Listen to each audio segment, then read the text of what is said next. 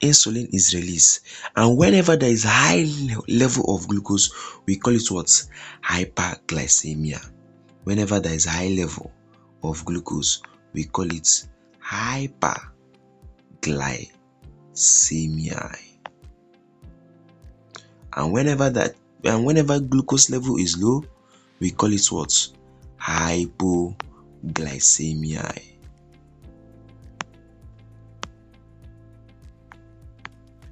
So glucose level is high, we call it what? Hyperglycemia. Glucose level is low, we call it what? Hypoglycemia. So whenever hyperglycemia occurs, whenever that is glucose level is high, is the glucose is converted to what? To glycogen.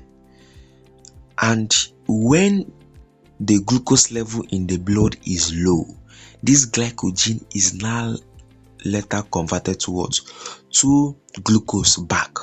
So our body undergoes constant homeostasis. So why? In order to maintain the body functions, because your body does not love anything too much or too low. So body always loves anything medium. That is why when you take in water, the water you are expected to secrete out should be equal to the amount of water you take in for normal physiological process. That is called homeostasis. So whenever your blood glucose level is high, your body will do everything it can to reduce it.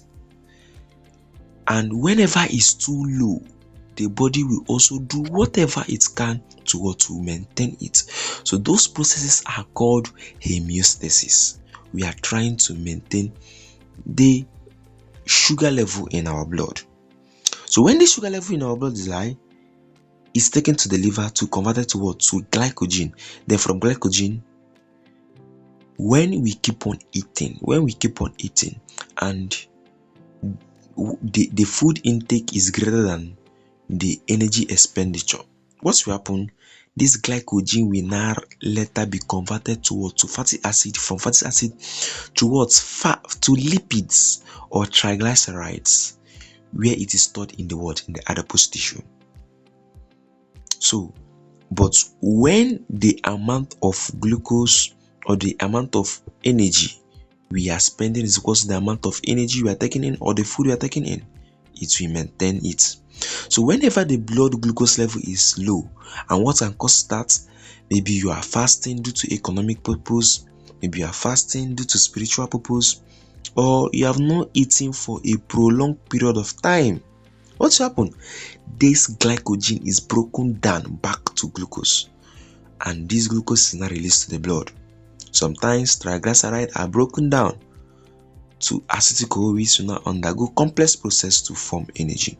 So in the muscle, glucose is stored in the muscle. Glucose is also stored in the muscle. In the adipose tissue, when this glycogen in the liver, and we also have too much glucose in the body, in the blood. So what our liver will do is start converting this glycogen to what? To fatty acid. And when these fatty acids are esterified, it's now form what? Triglyceride or triglycerol. So esterification of fatty acid means adding free fatty acid together with what? Glycerol. We're going to form what? Triglyceride. And that is example of what? Lipids stored in the what? Adipose tissue. So exam question: where are lipids stored in our body? It is in the what? In the adipose tissue. Now, we have insulin enzymatic reaction. In the insulin enzymatic reaction, what is happening? Insulin activates two enzymes or so many enzymes. One, it activates glycogen synthase. So we hear the word glycogen synthase means it's responsible for synthesizing glycogen. Anything synthase is responsible for synthesizing something. Example, we have the ATP synthase. The ATP synthase is responsible for synthesizing what? ATP.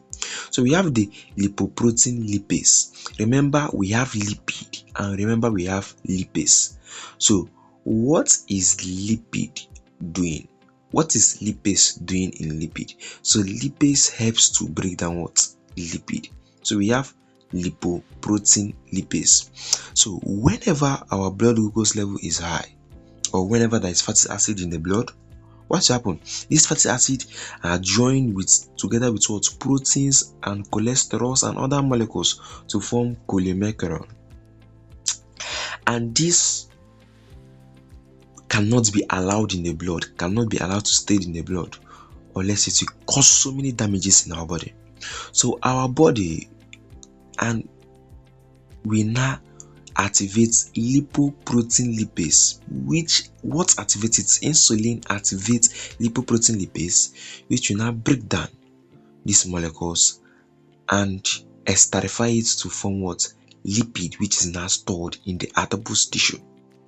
So insulin, in the other hand, inhibits gluconeogenesis. So we measure something, gluconeogenesis. So what is gluconeogenesis? We have the word gluco, we have the word neo, and we have the word genesis there. So gluco means glucose, neo means new, nesis means we are synthesizing. So we are synthesizing glucose, we are synthesizing what's new glucose, but we are not actually synthesizing new glucose. We are synthesizing glucose from non-glucose molecules or from non-carbohydrate molecules. You know, carbohydrates, one of their byproducts are simple sugars, and examples of simple sugars are glucose.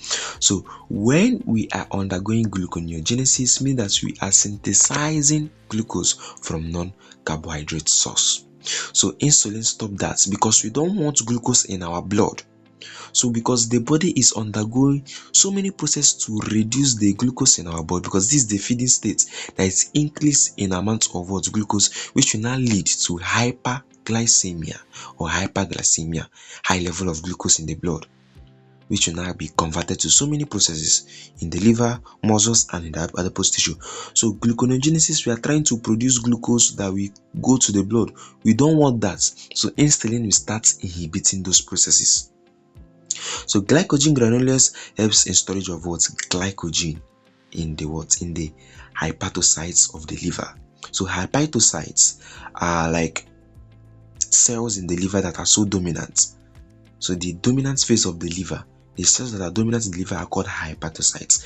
So you have the triglyceride droplets where energy are stored, where triglyceride are stored in the adipose tissue. So this is what you have to know. Glycogen is the only polysaccharide in human being. So you know, we have so many other polysaccharides in plants. We have example cellulose cell wall. They are all polysaccharide. Our body cannot digest that because we lack enzyme that digest cellulose cell walls. So our body cannot digest all these very high polysaccharides. So our body can only digest polysaccharides that are more lower when compared to cellulose. So our body, the only polysaccharide, for that reason, the only polysaccharide that are found in our body is glycogen, which is about 10 units, whereby the glucose come together and bond to each other. When phosphate is added to the glucose, they keep on bonding to each other by what? Alpha 1,4 glycosidic bond. Then at the branching side, they now bond by what? Alpha 1,6 glycosidic bond. Don't worry, I'll show you all these things.